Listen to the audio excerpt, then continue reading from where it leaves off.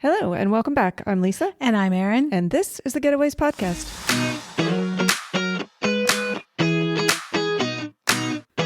A lot has happened since we last spoke. A lot has happened. We are in our new house and in our new podcasting space. So I have no idea how this is going to sound. And in our new city. And I think we were both a little worried. Yeah, we're in Eindhoven. Have we said that? I think we did. Okay.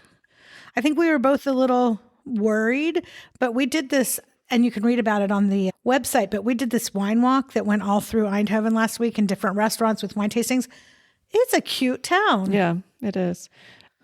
And just going back to the wine walk information. So I have kind of done a bigger launch of Plates and Parties, which is sort of a branch of the Getaways, but the food and drink. So that's on social media. Everything, all the recipes and all of that remains on the Getaways website, but look out for the videos because I'm going to do like a new recipe every week or so and then just kind of update on food, the travel part of food and drink in Europe. And the recipes are all from things we found on our travels. Yeah, inspired by. Here, and But also what I like to do is make it so that it's things that anyone can make. I mean, I'm not a chef by any stretch of the imagination, but I like cooking. So this is for, people who want to maybe try something new or want something a little bit European, but also want it to be easy with ingredients you can find and that, you're not spending all day in the kitchen. And I will say that we mostly eat Mediterranean, so it's very healthy for the most part. So that is on the food and drink section on the Getaways, but also you can follow Plates and Parties on Instagram. So thank you for that. PSA. All right. So now... So we're gonna dive into a city that we haven't done, but we lived there for 5 or 6 years. 5, yeah. 5 years, and it's that's where I consider home. Still. Yeah. Well, it's funny because we just moved, and so you always have a little bit of nostalgia for the place that you left. We left Torino years ago. 5 years ago. But I mean, I think that there's definitely like a big spot in my heart for it. It was, aside from it being a great city, like we were there at a very emotional time because we did survive COVID there. So, we went through a lot there and, it's a great city and it's a city that's overlooked. I think it's one of the most underrated cities in Italy. And I will say, I think people don't think they like it because it's not the cities that you see in the movies. It's not Rome. It's not Florence. But it is a livable Italian city that is just full of like good food, good people. I love it. Well, the architecture is very different there from most of Italy and that it's a little bit French inspired, especially in some of the bigger square piazzas in Torino. It feels a little French. And I know that's a terrible thing to say, Italians. I'm sorry because you don't want to hear that, but it does have that sort of vibe. So it's kind of, to me, it's kind of a cool mix of Italian and French architecture, but then you have all the things that everybody loves about Italy are deep-seated and strong. Yeah. Okay. So there's obviously going to be a lot more to talk about than what we're going to talk about here. So maybe we'll do part 2 if you have questions, whatever, but let's just dive in. Yeah. Should we start with why we chose Torino? Yeah, go ahead. We threw a dart. No, so we lived in Florence, and for the education system, it wasn't the right fit for Dylan. So we looked at a bunch of other towns with IB schools and English education, and we landed on Torino. And Dylan went to the Juventus school, basically. When Dylan started, there were, 6 kids in his class? Because it was only the second year in existence. I don't even remember. Yeah, there were like 6 kids, only 1 Italian. And then by the time he left, 8th grade was his last year there was like 20 kids. But Torino just seemed great. And we found this house in the country that we thought was going to be our like Tuscan fantasy. It was not. It was a great house. Well, and we met family there. Yes. It was like it was a little commune. It was like a house with 1, 2, 3 families and us. And it was like an old compound that everybody had to pass through to go into Torino. It was from the 700s. You could still see the old Roman road that people passed through on right outside our gate. We had a huge house. It was like, 5,000 square feet, you said? Like 4,000, yeah. Yeah, it was big.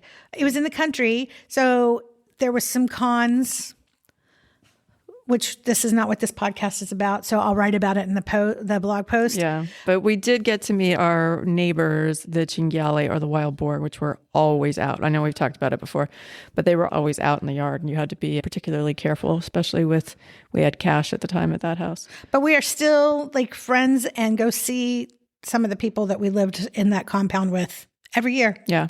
And talk to regularly. So before we moved there, did you know anything about Torino? Nothing.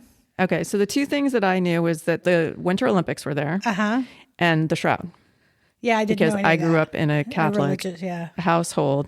And so the Shroud of Turin was always like something that everybody talked about. And it is still a reason that people go there. Like, I don't know. Like, because it wasn't found in Torino. Well, no. It got mailed there. No, I don't know, but it's been there since I don't even know when, forever. And it is still a reason that people go there. Every time somebody comes, we take them there. Well, but I mean, people make pilgrimages to go and see it. But it's also, just kind of tucked away in the corner of the Duomo. So, and it's a, quiet space, obviously, but it's sort of, I don't know. It's not at all what I was expecting, like the grandeur of it and the presentation and everything. But yeah, if that's something that's important to you, that's where it is. And I will say, when you're leaving the Duomo after visiting the Shroud, over the door, the main doors is that big, what are those things called? Fresco. And it's the Last Supper, right? Yeah. It's beautiful. Do you think Michelangelo did that one? I don't think so, but I don't know. But I mean, it's huge. Yeah. It's stunning. Yeah. Okay, so other than the Shroud, there's a lot of things to do. There's the Egyptian Museum, which was one of the first things we did. Right.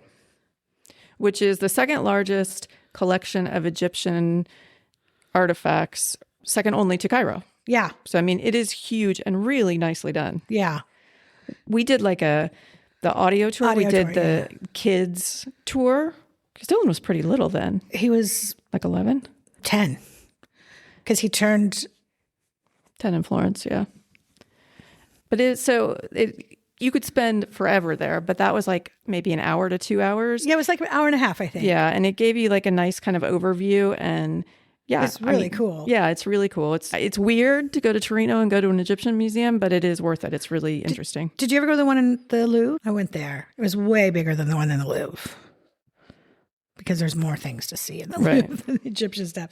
All right, so let's start with the Mole, which is one of my favorite places in Torino. Which is architecturally on the outside, it's sort of it almost looks like a dome with a big antenna kind of thing on top. It's cool looking. Yeah, if you see pictures of the landscape, is that what it's called, of Torino? It's the thing that stands out. Yeah. And as cool as the outside is, my favorite is the inside, and that's where the cinema museum is. And it's really cool. It's really cool. And it's great for kids and adults. Yeah, because it's totally interactive. There's you learn how cameras work. You learn how, all of the logistics of film and cinema. But then there's the history. Then there's those music rooms upstairs. And the toilets. Remember there's that room that has the toilets in and you sit on the toilet to watch some Yeah, because there's a lot of recreation too of different scenes and different movies. And then there's the rooms upstairs where you can actually record your own soundtrack kind of thing. And then there's my favorite thing, which is the middle. I call it the Willy Wonka elevator. Yeah. But it is the coolest elevator I've ever ridden in my life. It goes right in the middle of the Mole. It's almost an open elevator, right? And then it takes you all the way up to the top. So then you get this amazing view of Torino and the Alps. Yeah. No, that is and especially because, the weather is not always fantastic. That is the perfect way to spend a couple hours. Yeah. That makes everybody happy. Yeah. Next is the Palazzo Reale and the royal residences. Which is literally right behind the Duomo. So you could do both those in an afternoon easily. Everything is right there. I've done it once. Have you done it more than once? Yeah, I think I've done it when a few people came into town. There's a lot of clothes and stuff in there. Really? Aren't there? No, I don't think so. What's in there? It's the residency. It's the touring the palace. Yeah, but when you walk through one of the hallways, they have people. They have some of the clothes displayed. That's all I remember is clothes. Yeah, I mean they may, but it's walking through and seeing like like in most palaces there's where the king had dinner and where he got dressed and like all of his rooms and all of the because royal Torino rooms. used to be the capital, Right? So like back in the olden year, wasn't it part of France too? That's why the architecture didn't it go back and forth? Oh, I don't know. I don't know either. Yeah, it did. We should probably find that out for sure before. Okay. I'm pretty sure this is going to be left in there because I think I might be right on this, but if not, you'll never hear it. So the next are just the big piazzas downtown, which is Piazza Castello and Piazza San Carlo, which Piazza Castello is right outside the castle. And then Piazza San Carlo is the big square where like the Christmas markets are, where what's that thing? The nativity thing, the Advent calendar. The living Advent calendar is. It's a huge. That was what impressed me the first time we went there. Remember, we just stood there and we videotaped like a full circle. Right. It's huge. It's right at the mouth of like the two biggest shopping streets, and which Via Roma has like a big shopping street, and it's beautiful. And it's on one side is two little churches, Right. which are just really cute. And in that piazza too is where the Martini, the oldest Martini. Caffè Martini. Yeah. Which is a fun place to go. In Piazza Castello too, that's kind of like the museum square because there's several museums along that. Yeah. So if you want to hit more art museums, and that's really the square to go to. And then that feeds into Via Roma, which is the big shopping street. Yes. Okay, so should we get to the best part, the food and drinks? Let's do it. Do you want to start with drinks or do you want to start with food? Let's start with drinks because that is some special situations coming. So, you know what was invented in Torino? What? The martini. Oh, well, and the whole Martini factory is there, which we went with Megan. I think that's the only time we've been there, right? It is. Yeah, we waited so long to go. Yeah. And Martini and Rossi. Yeah. What's crazy is in that plant, I guess, I don't even know what you would call it, is where every single product Martini comes out of and ships all across the world. Martini and Rossi. And it's not that big of a place. No. Do they have a lot, though? I mean, they have all the vermouths. Yeah.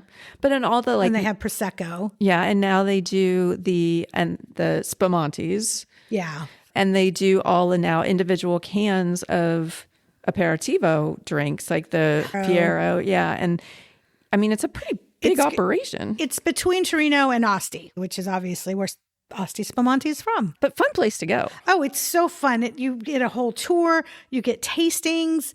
There's like a whole like little bar area where you can enjoy drinks afterwards. They've got lots of good little photo ops. Yeah, little Instagram part. I loved it. I'm so mad we waited till virtually us almost moving to go because I would have taken my brother there. We would have taken all of our guests there. Yeah. It's so fun. So if you're in Torino, it's not easy to get to. You'll need a car, but it is so worth going. But I think because Martini and Rossi is from there, that's why the Martini was born. Yeah, that would all check out.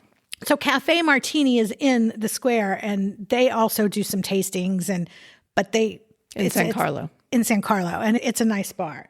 But so yes, that was born there. Another drink that was born in Torino is one that you love. I'll let you talk about it. I don't know how to say it. The Bicerin. Bicerin is a little bit of heaven. And it is layered coffee. So on the bottom is espresso, and then chocolate, is it not and the then chocolate cream on the bottom because it's so thick. Is that? I don't know, but it's layered chocolate, cream, and espresso, and it's brought in like taller cup. I don't know what it would be called. Like I would, if you're American, I would put it in the same category as what you get your Irish whiskey, your like Irish coffees in. Okay. Kind of a taller, skinnier, clear glass coffee cup. And you are served it and told not to stir. Not to stir it. And you drink it exactly in that layered, and they're beautiful layers. It's clearly defined and really pretty. And that does not even begin to describe the greatness of the actual drink. It is so delicious. And at one of the cafes, which is called... It's called Caffè Al Bicerin. Yeah. Bicerin. You can get Nutella toast or Nutella sandwich, which is delicious with it too if you want a completely chocolate overload. But the actual drink is just... It's unbelievably delicious. And isn't Torino the only place you can get it? I think so. Yes, I think so. And the original place, the Caffè Al Bicerin, there's a church right next to it that's really beautiful that you can go into. And then they have a really pretty patio out in the square, the piazza that you sit at. And it is delicious. And it was our first place to have it. It's a little outside of this. It's still part of the historic center, but it's a little outside. Yeah.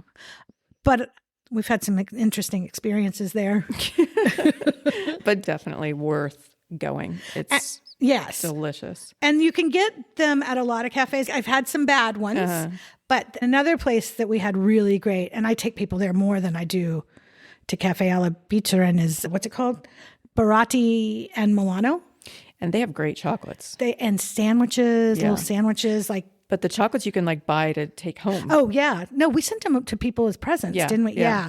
So that is right in Piazza Castello, right? So that's and that is like a super old cafe from 1875. It's beautiful. Yeah. So I suggest going there too. Yeah. You should go to both. Compare and contrast. You can never get enough. That's what I'm saying. All right. So in general, chocolate's a big deal in Torino. Chocolate is a big deal. And there's I don't even know how to explain it. So Nutella was born in Piemonte. I don't know. Was it Torino? I think so. So, and it comes from a hazelnut chocolate paste called gianduja, I think is how you say it. And so that's just famous. Yeah. And so you can get all sorts of gianduja candies. Yeah. And I'm probably butchering that, so I apologize. But the number of hazelnut trees as you're driving through the region is insane. I mean, they are like everywhere you look. And it's because it's delicious and people love it, except you. So Nutella, which everybody knows, everybody loves, from Torino. Another thing, and I don't think it was like born in Torino, but the aperitivo culture. Yeah. Well, it was born in Milan. Which is 45 minutes, an hour away. Yeah. But yeah, no, it's very serious. And, you can, if you're walking down the street at like between 6 and 8. Yeah. Everybody is out having aperitivo. I mean, it's. If you go into Piazza Vittorio Veneto, every cafe along there, people are like hundreds deep at the tables at every cafe. And they've got like aperitivo, like it is a competition, like towers of aperitivo treats and fancy drinks. I prefer a more traditional one like at Pepe. Yeah. But everybody has like a package, right? So it's like $7.50 for your drink and then a little plate of snacks. Yeah. So, and that plate of snacks can vary a bit, but it tends to stick with meats, cheeses, breads, chips, nuts. Yeah. And we didn't quite understand the aperitivo culture when we moved to Florence until you realize people don't eat till very late. Right. Like restaurants, other than for aperitivo, don't even open till 7 o'clock. Right. So. And I'm in bed by then. Which it is summer. If you're heading to Sicily, just know people don't eat till like 11 o'clock at night. Yeah. I think it's the same in Spain. But, yeah, it is. But so aperitivo is very important. And back to the food, one thing that is very traditional to Piemonte, everybody has their pasta. Piemonte has their agnolotti, which is, it's a different shape, but it's a stuffed pasta. Yeah. The traditional agnolotti, they don't like to waste food. Well, nobody in Italy really does. No. I mean, it is a very pedestrian's not the right word, but like peasant food, where everything is used, everything's incorporated. But the agnolotti is traditionally, what is it? It's rabbit, beef, and pork? I think so. It's a combination, I think, of whatever you've got left. So keep that in mind. There's also a dish, I don't remember what it's called, and I should have looked this up, but remember, it's like it's fritti something, and it's just all sorts of parts of an animal. Yeah. Fritto di misto, where you put it in a cone and you eat with a stick. Yeah. But when I think of that, I think of seafood, but that's not what this is. No. It's like brain and intestine. It's everything that didn't get used. They use it, fry it, put some heavy salt on it, and eat it in a cone. Have you had it? No. I wouldn't. I would try it, though. Because you ate tripe, too. Yeah. Yeah. I'm a good food trier. Yeah. But it's the whole movement in Torino, like the slow food movement started there. So the food is much more hearty and meat heavy, I Yeah. would say, than a lot of places. And and those pastas kind of reflect that. Yeah. They're meat stuffed. I mean, you can get them in various ways, but traditionally meaty and hearty. Yeah. They also, I don't remember what that restaurant's called, but they have chestnuts are a big thing. Chestnuts are a huge thing. Yeah. And we ate at this restaurant. I've got to find it and I'll put it on the website. But it had sausage from Bra and chestnuts. It's the best. It's like heart and salt or something like that. Is the name of it. Yeah. La Vita Sale. Yeah. The other thing, which we had never had before Torino, was bagna càuda. I still haven't had it. Yes, you did. Didn't you try it? I may have tried it, but I like to put it out of my mind. It's only a Piemontese thing, right? Yeah. So it's vegetables and then you dip them into a mixture of, is it sardines or anchovies? It's anchovies, right? I think it's anchovies. Anchovies, garlic, but it's like a paste. It's like a paste. But you cook it like you cook it, right? Yeah. But it's a whole, there's a day dedicated to it where you're like supposed to get together with all your family and friends and eat this combination. And it's, you have all sorts of vegetables like eggplants and peppers and everything. And then you put this spread basically on it. And I like it. I mean, I wouldn't want to eat. I would love it now. Yeah. I don't think I'd want to eat like a vat of it or maybe have a whole day of eating it, but I do enjoy it. Well, and they do say that you either have to eat it together or you have to separate because it is very garlicky and very stinky and you stink. Yeah, nobody will want to come near you. It's not a Maybe that's why it's a day, right? Because then the whole country just reeks for 24 hours or the whole city. But you'll see it periodically, but it's mostly something that people make at home, I feel like. Yeah. Because we didn't see it on a menu, I don't think, did we? I don't remember. But, no. But yeah. But I mean, I like the food a lot up there. I think that it's a nice combination of freshness and keeping you warm in winter. And I love me a hazelnut. So I liked that whole aspect of food there too, plus the chocolate. And win-win. We should talk about day trips, but I'll make a suggestion. If you're going to Italy and Milan is crowded, can't get a hotel, too expensive, stay in Torino and take the train. Yeah. Into Milan. Because Torino has a lot to offer too, I think. Yeah, it does. And the other thing about Torino versus like a Florence or a Rome It's going to be my favorite thing. I don't think so. Okay. Is that there's lots and lots of nature in the city and there's lots of parks. Like there's trails that go along the river. We've got the Po going down the middle of Torino and you can walk along there. Then on the on one side of it is like city center and on the other side is, there's just trails everywhere. And it's like I said, there's like wild boar running around. It's very nature heavy. And we're also at the base of the Alps. Oh. So you have this like backdrop of incredible mountain views and it is kind of low and in the valley, but it's beautiful. It is. And there's parks everywhere. It is. Also, the Italian Job was shot in front of the Madre. The Grand Madre. Yeah, the Grand Madre is a church on the more rural side, we'll call it, of the Po. And that's where they shot on the stairs going up to the Grand Madre. Before we get into like day trips, do you know what else is from Torino? Speaking of the Italian Job? Yacht. Oh, yeah.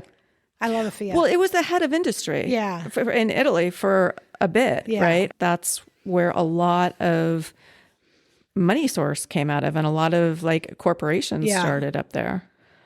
Now, one of my favorite parts about Torino is the location because you had easy access to Italy. Like Florence was a 4-hour drive.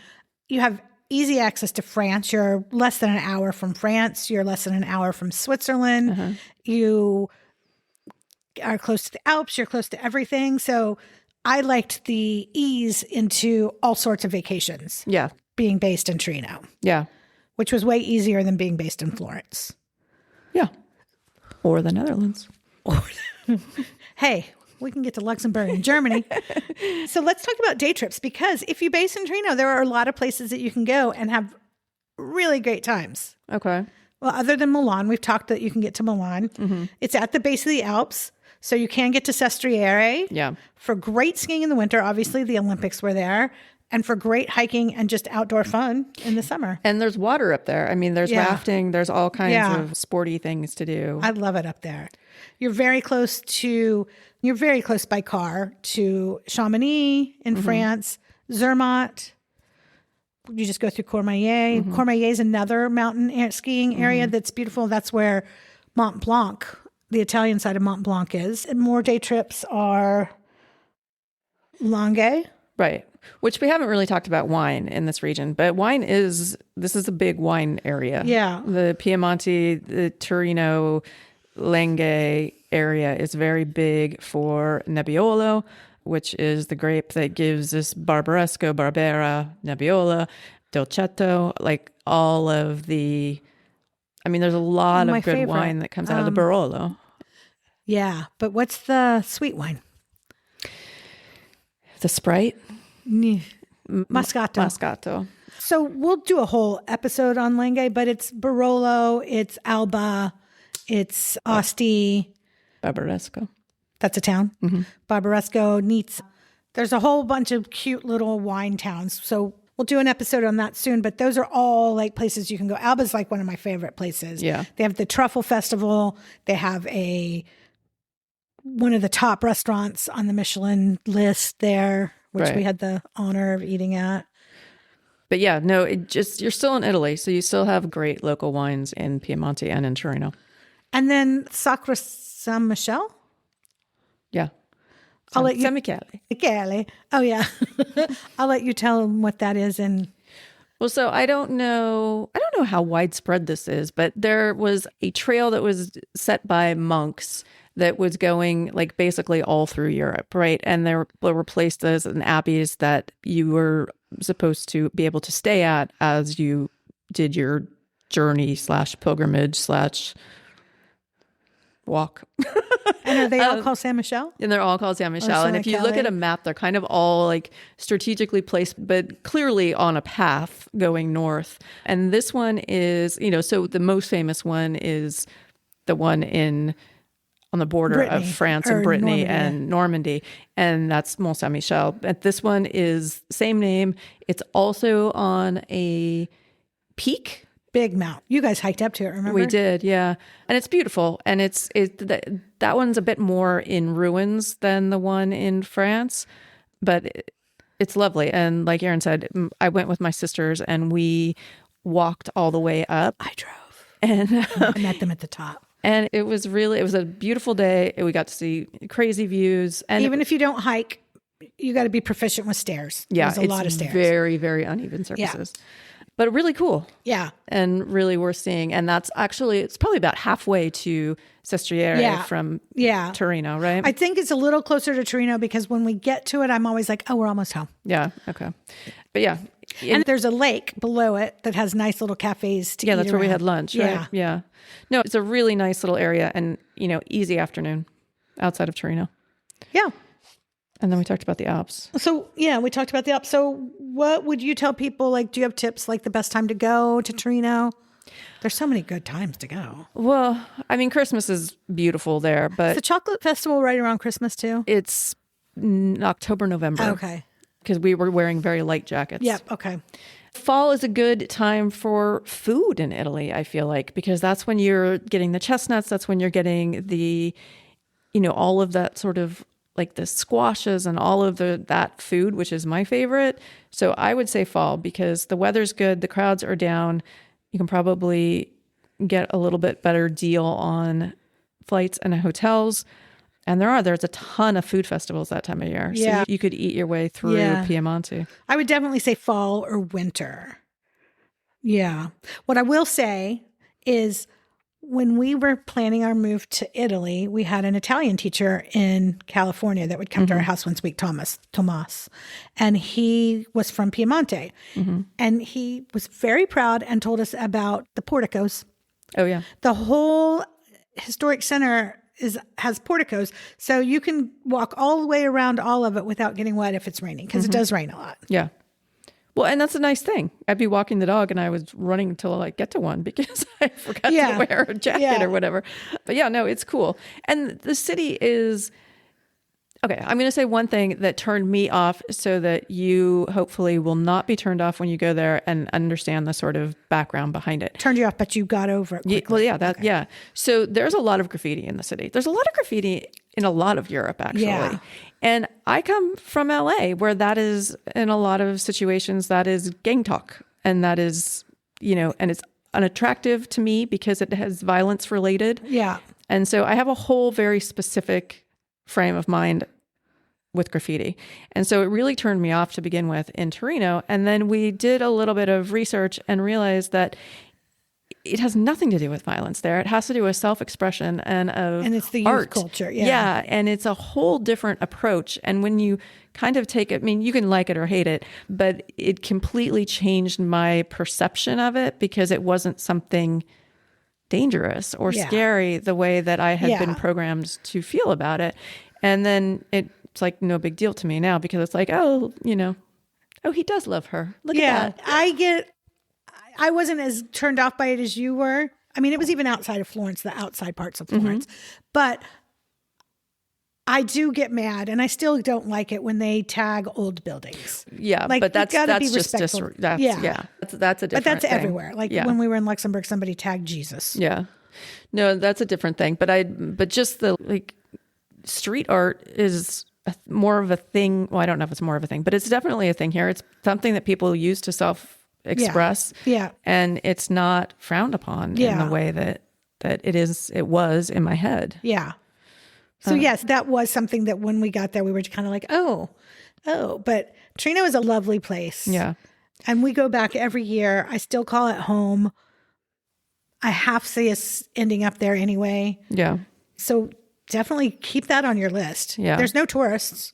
Well, and it's like I said, it's a nice combination of you've got the natural aspect. Oh, Superga, really quick. So when I was talking about the nature side, so on that side, up at the very top is this yellow cathedral, which is called Superga, which is, they were redoing it. I don't think I've ever seen it restored. I don't know if I have. I don't think I have either. But it's sort of this cathedral looking down, protecting Torino. Yeah. It's anywhere you are in the city. If you look up, you can see it. I had a view of it outside our window. Straight across. Yeah. Because we were up at the mountains. Yeah. It's a big hill. And in, I think, the 1960s, the Torino soccer team, their plane ran into that hill because it was so cloudy. So there's a big memorial there for that too. But you can climb up to the dome and get a whole view. It's overcast a lot. So if you're there on a clear day, you get a really beautiful view of all of the basin.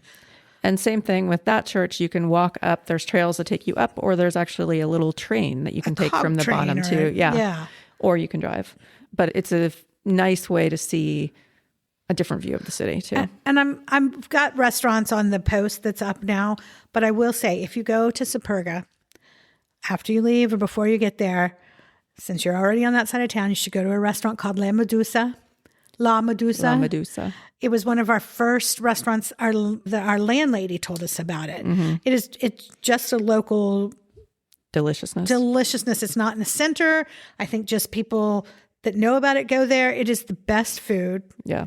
It is. They have a seafood pasta that they put the pizza crust over and bake it with the dough on top of it. It's called incruto. Incruto? Yeah, linguine incruto. Lisa gets it every time. Their pizza's fantastic. Their calamaris, their frito misto? No, it's the calamari and shrimp. Oh, okay. Yeah, but same idea, but just those two. It's so good. Like I don't even know how to explain it. We always, when we would leave, the owner would always give us limoncello before we walk out. That's the real reason we like it there. And didn't charge us like in Venice.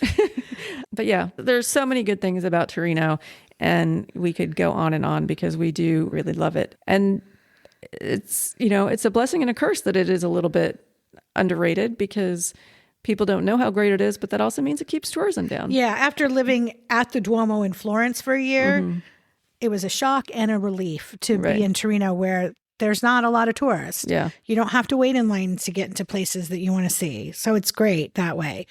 I'm going to put up I haven't done it yet, but I'll probably work on it this week, like a restaurant guide, because we have tons of restaurant and a hotel where to stay. So that'll go up this week. There's already a post just about Torino, kind of about everything we talked about with a little bit more detail. And I will say that the train is almost in city center. So it's to get into the central train Porto station. Nuovo. Yeah, so it's super easy to get in and out. So if you're basing in Torino, you have very easy access to get to Milan, to get to Florence, to get to Bologna, to get to France. So I'd say that would be my highest recommendation. Stay in Torino. I guess that's it. All right. Well, thanks for listening. I hope this sounded okay in our new studio. Well, I think we sound better because it's a bigger room. I don't know. We'll see. Let us know how we sound. Check out the website, www.thegetawayswithaz.com. If you could like and comment on the podcast, it helps us a lot. And subscribe. And I will tell you, I've been getting a lot of emails and we respond to every single email. So if you have questions or comments, mainly questions or good comments, just hit us up and I will respond. And if there's anything food related that you want to see, know, whatever, hit me up. Yeah. Thanks, guys. Have a good week. We'll see you next week. Bye. Bye. Bye. Bye. Bye. Did you just wave at the people? Yep. Bye.